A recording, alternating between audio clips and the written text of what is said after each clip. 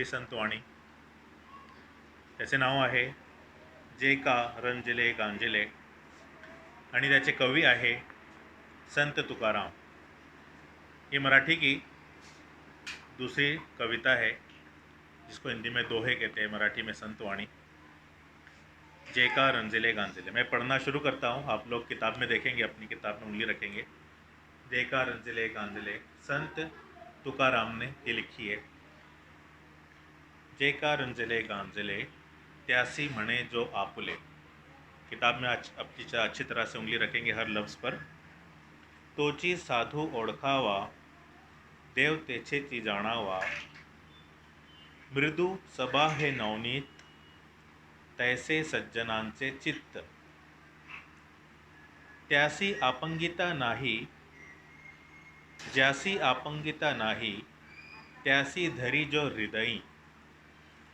दया करणे जे पुत्रासी तोची दासा आणि दासी. तुका म्हणे सांगू किती तोची भगवंताची मूर्ति. हर लाइन को आप लोग मेरे बाद रिपीट करेंगे इस वीडियो को रोक रोक कर. उसके बाद मैं कुछ अल्फाज के मायने लिखता हूँ. हाँ, देखेंगे यहाँ पर इस कविता में, इस दोहे के अंदर रंजिले, ये रंज उर्दू का लफ्ज़ है, रंजीदा.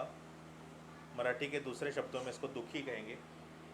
गांजिले, इसके दो मीनिंग होते हैं. तकलीफ़ दिया हो, जिसको सताया गया हो, तकलीफ़ दिया गया हो, मुसीबत ज़दा, कष्ट आया उसके ऊपर कोई, कष्टी लोकांना दुखी रंजिले गांजले असे म्हणतात. तो ये अल्फाज मैंने आप लोग लिखेंगे. इसके बाद मैं इसको किताब में ही वीडियो लगाकर समझाता हूँ.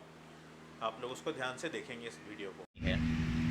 पहली लाइन का मतलब जे का जो कोई, रंजिले रंजीदा, गांजिले सताए हुए, तकलीफ़ में, कष्टी दुखी कष्टी लोकां. दुनिया में देखिए यहाँ पे उर्दू में लिखा हुआ है, ऐसे लोग को अपना बनाए कहने वाला शख्स. त्यासी म्हणे जो आपुले. त्यासी यानी उनको,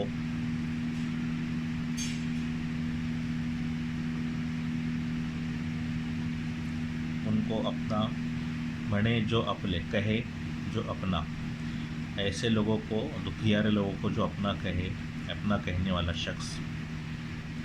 तोची साधु ओळखावा. उसी को साधु पहचानो, यानी उसी शख्स में साधु को पहचानो. ओळखावा पहचानना. देव तेथेची जाणावा. और देव जो है भगवान भी वहीं पर रहता है ऐसा समझ लो, जान लो या समझ लो. देखिए यहाँ पे उर्दू में लिखा हुआ है कि उसी शख्स में खुदा को पहचानो. इसके बाद तीसरा शेर है, मृदु मृदु सबा है नवनीत. इसको पढ़ते मृ, म के नीचे छोटा सा सी लगा हुआ है, ये री होता है. मृदु सबा है नवनीत. मृदु का मतलब है नर्म, मुलायम. नवनीत यानी मक्खन, जो मस्का होता है, तो वो कैसा होता है बाहर से, मृदु नर्म होता है. तैसे सज्जनांचे चित्त. वैसे ही वो अंदर से होते हैं. सज्जन यानी कि अच्छे लोग, नेक लोग, साधु लोग. यहाँ पे कवि ऐसा कह रहा है कि साधु के चित्त, दिल जो होते हैं वो भी वैसे ही नर्म होते हैं. ठीक यहाँ पे लिखा है, जिस तरह मक्खन नर्म और मुलायम होता है, ठीक वैसे ही शरीफ लोगों के यानी साधु के दिल भी वैसे ही होते हैं. जैसी आपंगिता नाही, जैसी आपंगिता नाही. जो लोग बेसहारा है, जिनको कोई सहारा नहीं, जिनको, जैसी जिनको.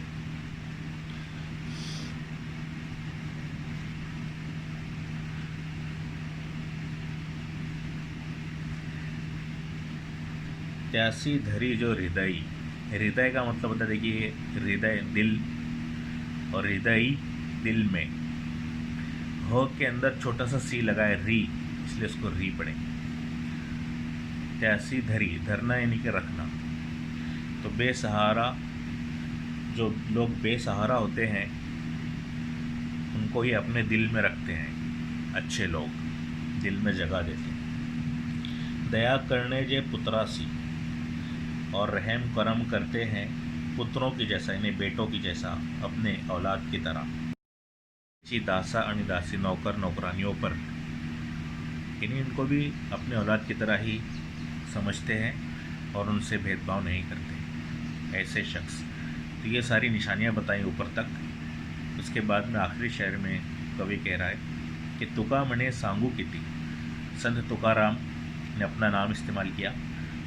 तुका मने, तुका कहता है, सांगू कहूँ, किती कितनी मर्तबा, तुका कितनी मर्तबा कहे कि तोची भगवंताची मूर्ति, कि यही शख्स है जिसके अंदर भगवान की मूर्ति छुपी हुई है, ये भगवान की मूर्ति है। इस तरह से यह अक़ीदा है।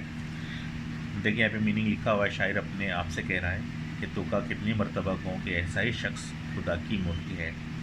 इन अल्लाह तबारक ताला की कुदरत उसमें छुपी हुई है कि हम जानते हैं कि अल्लाह तबारक ताला ने हुक्म दिया है कि हम उसके अहकामात पर चले, उसकी इबादत करें और अच्छे अखलाक बनाएं लोगों के साथ, जिस तरह ये चीज़ें इसमें बताई गई हैं।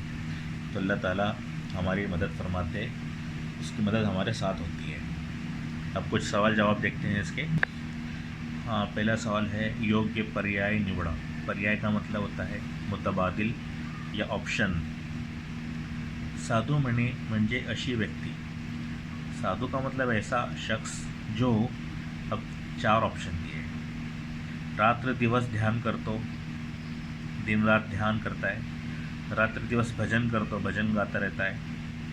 दुखी कष्टी लोकांना आपला समजतो, रात्र दिवस भक्ति करतो। तो यहाँ पर आएगा तीसरा, दुखी कष्टी लोकांना आपला समजतो।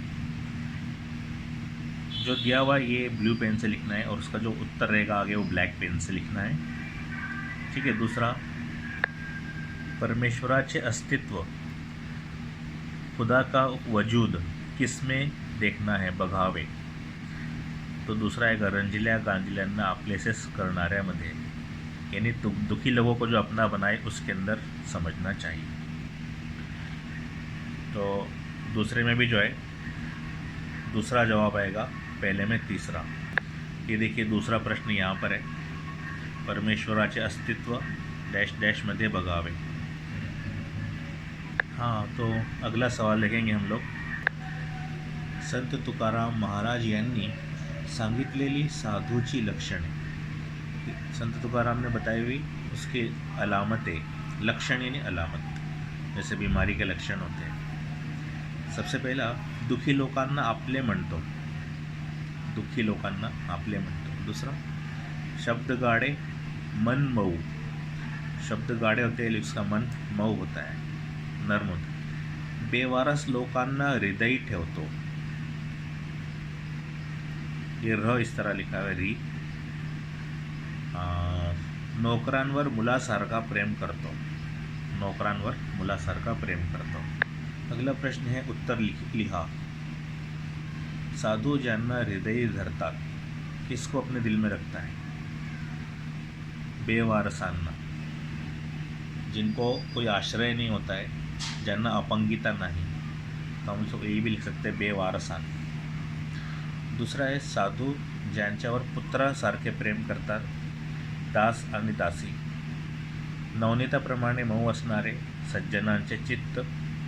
संत तुकाराम महाराज यांच्या मते भगवंत ज्यांच्यामध्ये वास करतो, साधु संत। इस तरह से लिखना है।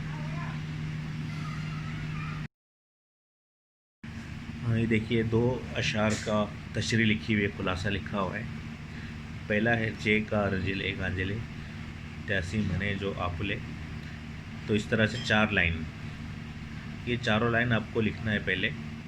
इस तरह से नहीं लिखना है 4 लाइन्स जैसे मैंने लिखा है, आपको पूरा सवाल लिखना है 4 लाइन का। उसके बाद भावार्थ है। कवी संत तुकाराम या ओळीत असं म्हणतो आहे की जगातील दुःखी कष्टी लोकांना आपले म्हणतो, आपल्या जवळ ठेवतो, तोच खरा माणूस आणि तोच खरा साधू आहे, असे माणसातच देव वसलेले आहे। दूसरा, मृदु सबा है नवनीत वाली 2 लाइन्स, उसका भावार्थ है, या ओळीत कवी असे म्हणतो आहे की ये एक लाईन आपको फिक्स याद कर लेना है. या ओळीत कवी असे म्हणतो आहे, या फिर ये भी कह सकते की मला समजलेले अर्थ असे आहे की ज्या प्रकारे नवनीत म्हणजे लोणी मऊ आणि मुलायम असतो, तसेच साधू सज्जनांचे चित्त मन मुलायम असतात, त्यांच्या हृदयात कोणतेही कठोरपणे नसतात. ये आपको जवाब लिखना है.